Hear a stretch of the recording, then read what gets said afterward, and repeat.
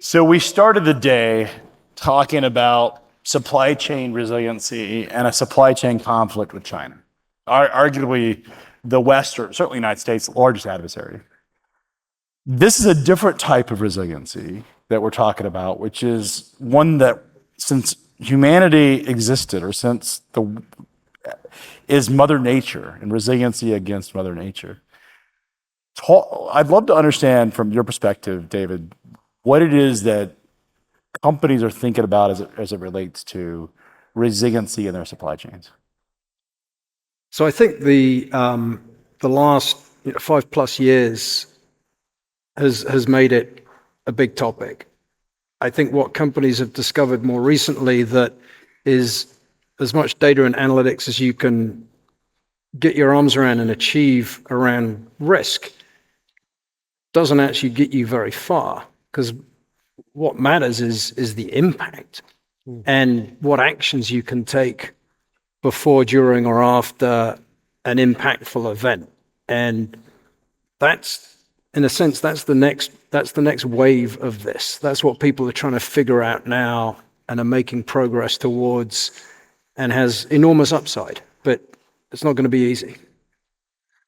I would add to that is, and by the way, maybe I should say what Shaw is, just so people know that we're a shipper. So we're from North Georgia, but we're the largest flooring producers and distributors in the world. So we ship a lot of big, bulky around, and we manufacture a lot in the area, but we import a lot. So that long supply chain matters to us. I would say that if you think something's going to happen, the last 5 years has taught us that there's a good chance that's not going to happen. So you got to have backup plans for everything. You mean things that are always, exceptions are always going to happen.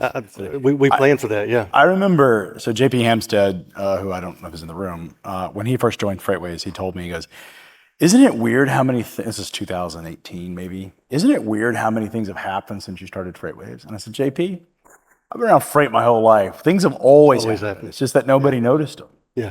And what we've seen since COVID is that everyone is paying attention. And supply chain executives can no longer get away with, it's the weather. The recurring joke in trucking is that every first quarter, the asset-based guys would say, we missed our quarter because of weather, but they miss it every quarter because of weather, or every first quarter because of weather.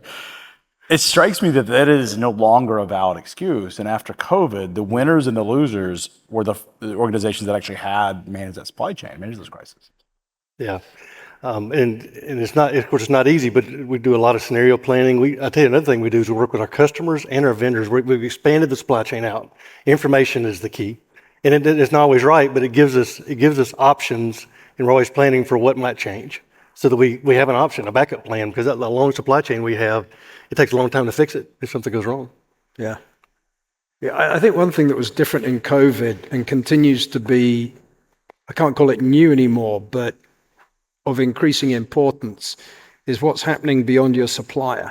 I think pre-COVID, there was this sort of sense that I've got an upstream supply chain and tier 2 and tier 3, but it wasn't until COVID that you had an extended disruption where that actually started to have a real impact downstream, and people realized they had no idea whatsoever where their suppliers were getting their inputs from, and that it was bad during COVID. The trade wars have brought that back to the surface. And as we heard this morning, there are certain components of critical supply chains, whether it be defense or pharmaceuticals, where that tier 2, tier 3, you've got a real risk concentration in certain industries and in certain parts of the world. And that's something that companies are now paying attention to. Yeah, it's very clear to me that the world of stabilization, dependable supply chains, predictable supply chains, while we had disruptions, this is an entirely different, because you now have these national state actors that have an enormous amount of power that are actually creating conflicts that are just driving these traditional models completely different than they've ever been. Yeah. How do you navigate all that inside of Shaw? I mean, you guys get product from all over the world. You produce product all over the world. You have to be one of the largest manufacturers in the region. We are. How do you deal with all those changes? Well, and I'll try to answer that too, but also David and I were talking about You mentioned that there's so much disruption, people are looking for solutions. And we were talking earlier, there's a lot of our customers that come visit us. Supply chain's at the table now. Matter of fact, a lot of times they'll come visit us first. They want to know, what are we doing to help prevent problems for our customers? And these are distributors? Not necessarily. They may be end users. Big companies, little companies, it doesn't matter now. They all want to talk to us around how are you helping prevent a problem for them. So supply chain's at the front seat. So we talk about, just to answer your question, I won't get into all the details, but, and this, I'm probably in Shaw, I'm sure there's other companies in our industry do the same thing, but we have, multiple ways, multiple scenario plans, multiple vendors, multiple ways to protect ourselves, certainly build out resiliency within our supply chain internally, I mean, just inside our company, but we talk to them about the things we've done to prevent the ripple effect that might be impacting them. Well, imagine if I'm building a building and you guys, commercial, 50% of the commercial floor covering? Yeah, we're big. So if I'm constructing a building and I'm waiting for the floor to come in, I can't move forward with my project to that next stage until that's done. Right. And so in many ways, if you guys aren't performing, then it's impacting, and it just exponentially drives cost, right? Mm-hmm. Is that why companies care? Because they want to make sure, your customers want to make sure that you're not holding them up and holding up a project, holding up a grand opening, like whatever the project is, you guys are, if you're not performing, it causes downline effects. We give our customers a delivery date. If they order 6 months ahead of time, they're still getting a date for when it needs to be there, and they'll plan around that date. And what's the on-time percent for that? Well, we're 95% plus OTIF.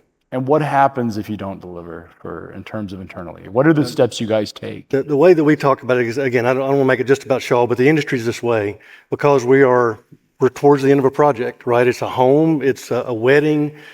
Personal experience, last week I got involved just because there was a gentleman, he had a big, I think it must have been a church or something. They had a big event, it was yesterday, big event yesterday, and he didn't have his stuff Thursday. So everything worked out. He got it Friday, got it installed, and the event happened. So we talked to our team about, this it's not just freight, there's an experience here. There's people that, it could be lives. During COVID, we're delivering sheet vinyl to operating rooms, and that mattered. Wow. So, I mean, we're talking about holding up a project. You got to put the floor down. Everything else goes on top of it. So those dates, the date and consistency matters. I remember we hosted an event in Grapevine, Texas. This was 2018, I think. And we had ordered carpet, not from Shaw, but our supplier had ordered carpet. Oh, yeah. And probably didn't show up. Oh. What's that? You had quality problems, I guess. Yeah, well, it didn't show up. Oh, okay. And I remember we went to every Home Depot in the DFW Metroplex and found, we called it FreightWaves because my team was out till about 2 a.m. laying carpet in the exhibit hall to ensure that our clients had a thing. And exactly what you talked about. Yeah. That, we had to be resilient. Unfortunately, the supplier hadn't provided the should have ordered from Shaw. What's that? Moral He's of the learned story. Well, I showed up at 6 p.m. the day before the event, thinking I'm going to have dinner and all this stuff, and realized that we didn't have floor covering that we had thought we were going to have, and it just and the room was this like empty canvas of a place, so it looked like it needed it, and so my team was rolling FreightWaves is what we called it. So perfect. But that is an example of where we had an event, we didn't have what we expected, and we had to respond to that. So you want an extreme version of that? I was talking to one of the hyperscalers the other day, and they were describing to me the inbound logistics operation as the various different components come into one of their build sites for a data center, and the dependencies that they have between the various different units and what they did a year ago versus what they're doing now. And the difference in terms of operational speed and cost, I mean, it's incredible. It's incredible how bad it was. It's incredible how good it is now. So David, you guys are providing information that helps companies like Shaw manage supply chains and identify those risks. Can you walk through what exactly you guys do in terms of helping companies understand it? Yeah, so I think the simplest way to describe the Everstream platform is there's a layer that describes the network. Where are the suppliers? Where are the warehouses? Where are the ports? Things that are static. There's a data layer that describes how things are moving through that network. And that's going to look a little different if it's into supplier versus what we think of more as inbound and outbound logistics. And then there is a layer on top of that that is what's happening right now that is disruptive in the world. And then there is a layer on top of that, which is where is risk higher or lower, sort of risk indices. And putting all of that together is the sort of fundamentals. But the secret sauce and really the hardest thing to do is to tell people what they want to know when they need to know it, but not to tell them all the stuff they don't need to know.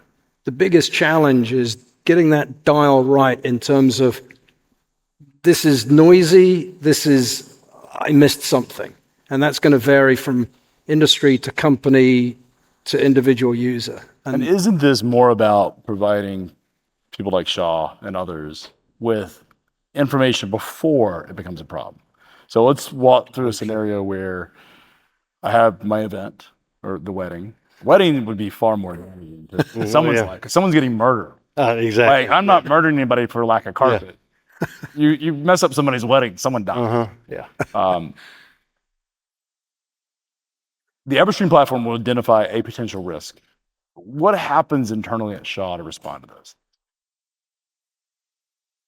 Well, and as you were talking through that, the other thing that, and I know you talk about layers, but there's, if it's for a wedding, let's just use that example. Let's say it's custom too, right? It's special. We're not sitting on a bunch of inventory. Everything's dedicated to that.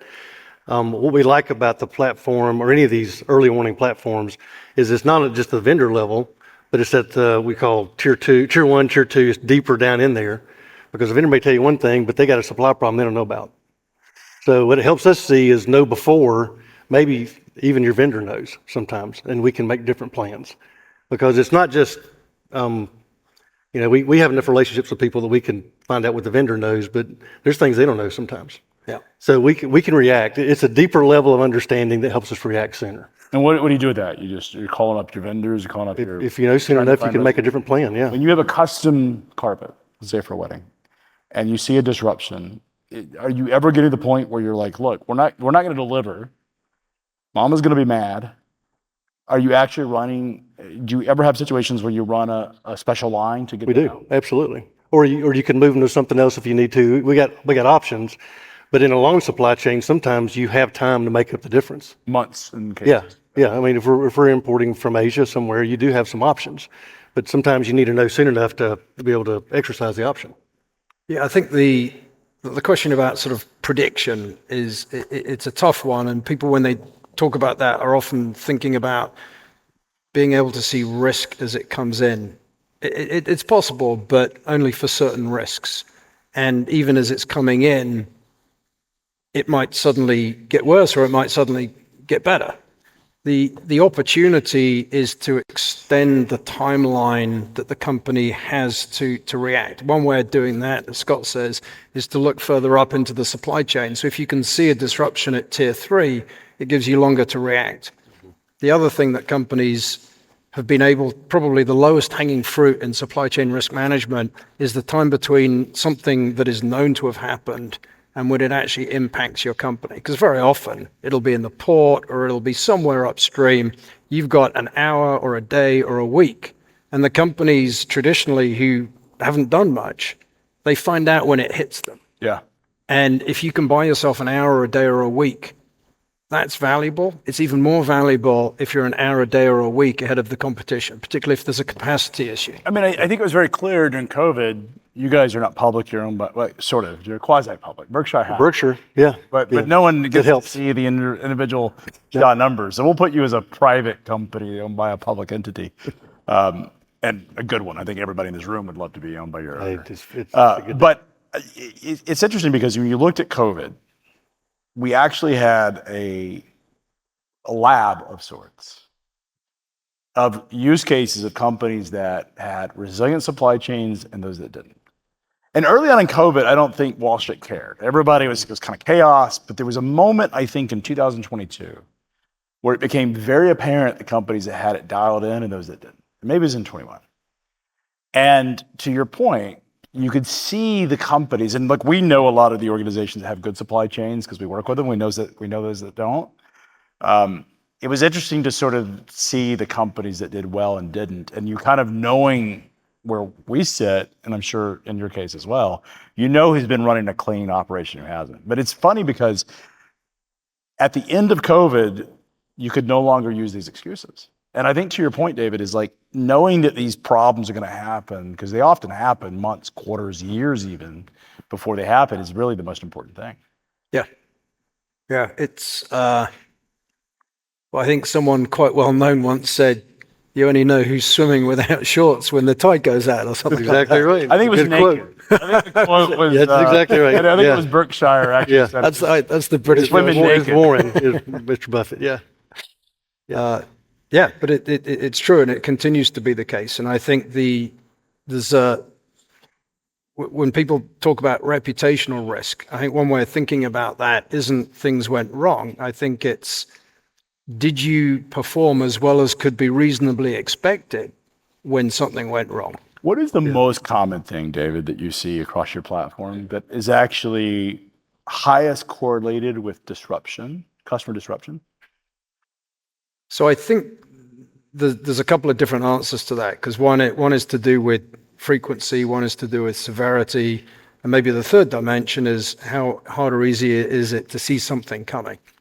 So I think the worst case scenario, as we've seen this week, is cyber risk.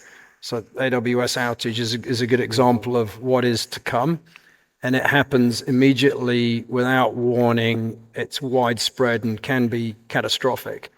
I would compare that with weather. I think weather's it's a good risk to analyze because it's something that's always on. There's always weather risk, and sometimes it's catastrophic, and always it's in between. It's also something that you can see tomorrow, a week, a month, Right. a year, 20 years. If we're thinking about climate risk, you're always going to be a little bit off, but at least you can tune in to that. And if nobody can see a risk coming and there's nothing you can do about it because we haven't even thought about it, okay, well, some companies are just better at reacting. But of all the different risks that you can in some respects see coming, the companies that are good at that, and weather's a great example, the companies that are very good at using weather analytics are getting an advantage over the competition every day of the week. Yeah. You read about it and you see it when it's bad. I mean, Home Depot has a remarkably good. Yeah, They do. right. Yeah. I did when I was in the on-demand business. I got called in by Home Depot. I hope they're not in the room. And we were charging this last minute. Brokers will appreciate this. Hurricane, you charge a lot of money. You know this. You have to pay the price. And I remember the head of Home Depot supply chain just going off on me about how we were charging premiums to move trucks in. I'm like, wait a second, you're not giving your plywood away for free. But they had the best disaster relief hurricane rooms. they do. And I spent many times down in Atlanta in those rooms as they prepared for it. It's interesting to see cyber.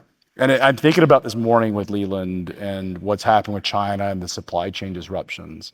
There have been cases of governments, North Korea, China, Iran, Russia, that have actually been doing cyber attacks.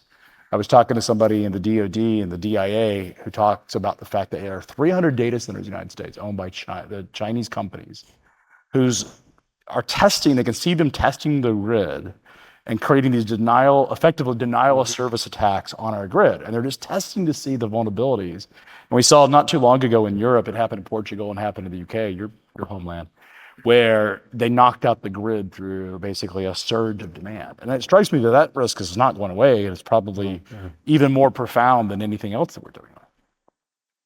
Yeah, infrastructure risk is enormous. I mean, the age of the industrial control systems in most developed countries' grids is they were put in and designed before anyone even was talking about cyber risk. So the fragility of the grid itself, as well as the fragility of the digital side of that, you don't necessarily need to have spent decades embedding malware into industrial control systems to have a very serious impact on that. It's pretty fragile. Well, you're way outside my league on this, but we were talking a little bit about it. My uneducated opinion is that we're still the weakest link in that. The humans are the weakest link. It's the phishing attacks. It's all these things that we may not be thinking, but you click on something, you let somebody in the door. Yeah. You know, so I know we're constantly testing our own employees with phishing tests to make sure they're ready for that one time it's real. I had that happen, and the only person in my executive team that opened one of those was my CTO. How about that? And I'm like, I got a problem. She's got all the keys. Yeah. This was not in this current. It was actually a payments company, which is more scary. Well, hey, than a media company. Before we go, Adam, I want to ask you a question. It's on that same subject, but I'd be remiss for those that are in the room who'd want to hear your take on freight fraud. It's an exogenous risk different than the kinds that you track, David. But freight fraud is something that has been so pervasive.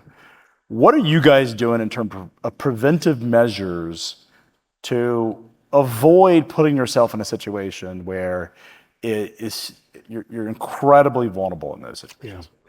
Yeah, that's a tough one because, again, it's a human element, right? People show up all the time, everything looks like it's right, and we've made mistakes, without a doubt. Loaded trucks. Have you had theft? We have had, yeah, we have. What are the types of scenarios that you end up dealing with? Well, you know, you talk about theft. Some of them are pretty simple. They'll just pull up in the yard and hook up in something and leave, right? Some of that Old happens. school trucking. Yeah, I mean, some of that has happened. We've had people show up for loads, looks legitimate, and we'll load them. You know, so again, to me, it's kind of a people problem. We didn't have all the right checks and balances to make sure that kind of thing didn't happen. So, no, that is, I'm not going to say it's a big problem, but it does happen. And it is something we're trying to put the right processes around and training, those kind of things, because usually there's something wrong you didn't catch that you could have prevented. Now, a lot of this happens with your providers. You're only as good as your weakest link, the same thing you talked about. What is it that Shaw is doing to do diligence on the companies you do business with to ensure that they have the proper procedures? Well, so that gets into selecting the right partners, right? So we have just like a lot of people here, we have a very good process for vetting our carriers, making sure that we choose ones that are reputable, that we have the right connections between the two, because those connections are what matters, even though there's Technology people or human? I was thinking technology, but certainly human. But technology is a thing. We talk to our carriers like they're our partners, and we want to build those relationships where we can work through any issues we may have, but also make sure we have that technical connection. I got to ask because it's one more. too complicated. A truckload of carpet, super high end, your top end carpet. What would that be? All of our carpet's good. Over $1 million? No, Not over $1 million? no. Okay. Got it. All right. Well, appreciate your time, guys. Really enjoyed it. And thank you so much. Yeah. All right. Cheers.